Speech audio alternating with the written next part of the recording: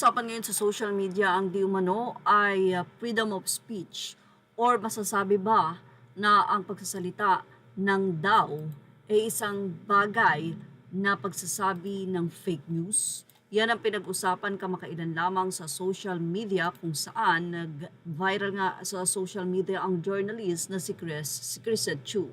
Ito'y matapos niyang ipahayag sa kanyang FB page or sa kanyang SOCMED na may mga public o mga pulis at military daw na magre-resign kasi di na daw nila kaya, marami daw, they cannot be part of this government daw. So ibig sabihin ay hindi sa sure, kaya naman ito ay kanyang pinost sa social media.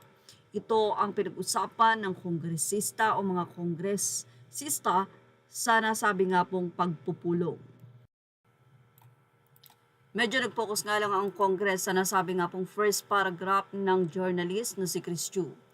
Pero ang salitang daw nga ba ay sinasabi nga fake news? Ibig sabihin ng daw ay hindi sigurado at hindi na ba dapat ito gamitin ng mga journalist or mga newscaster? Paano mo ba mapapaliwanag ang mga sinasabi ni Jessica Soho sa kanya nga pong show na Jessica Soho?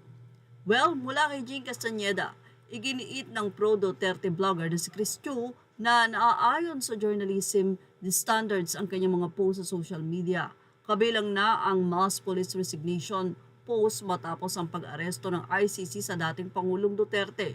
Ayon naman kay CIDG Chief Torre III, walang naganap na mass resignation sa kanilang hanay.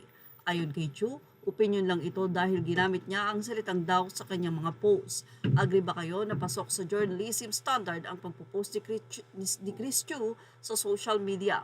Samantala, ipinakita naman ang nasabing si Jean Castañeda ang nasabing mga allegedly or di umano na sinasabi ni Jessica Soho sa tuwing ito ay mag-discuss ng kanyang line or script sa nasabing programa nito.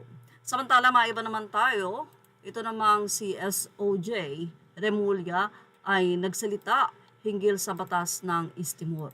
Ayon sa kanya, ay immature pa ang nasabing batas ng bansa.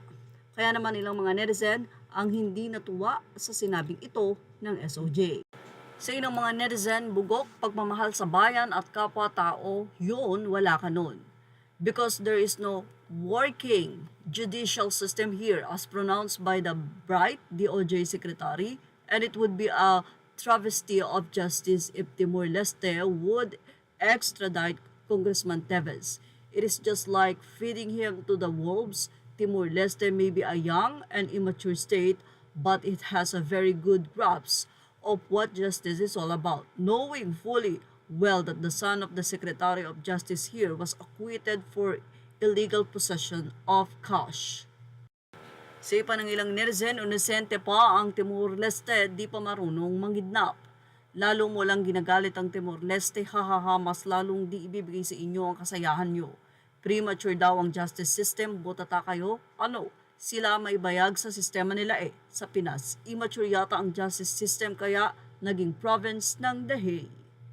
Kung immature ang justice system ng Timor-Leste, ang sa Pilipinas naman, nag-malfunction na ba SEC? Di ba pinadala nyo si PRRD sa ICC kasi wala kayong tiwala sa sistema dito sa atin? Sino man ang ilang netizen ang sa atin kaya SOJ ang Timor-Leste, wala pa silang kababayan nila na sinuko sa dayuhan kaya mahiya ka naman sa pinagsasabi mo tungkol sa justice system nila. Binobobo nito ang Timor-Leste, akala niya siguro Cavite lang yun. Immature, not corruptible. This idiot is inviting more trouble for this country and an additional laughingstock to international community. Wow, so tayo, mature justice system parang mas credible pa ata sa Timor-Leste May balls kayo? Wala. Your son walked free after being acquitted in drug possession case is a sign of a mature justice system, right? Kasi hindi pumabor sa inyo, alam nila gawain nyo. I totally disagree. Every country has their laws and justice system. We need to respect the court decision. However, by saying immature pa ang justice system ng Timor-Leste is totally absurd. Baka kayo ang immature kasi di nyo matanggap na natatalo kayo sa kaso. Images are all credit to the rightful owners. Please like, share, and subscribe. Thank you for watching.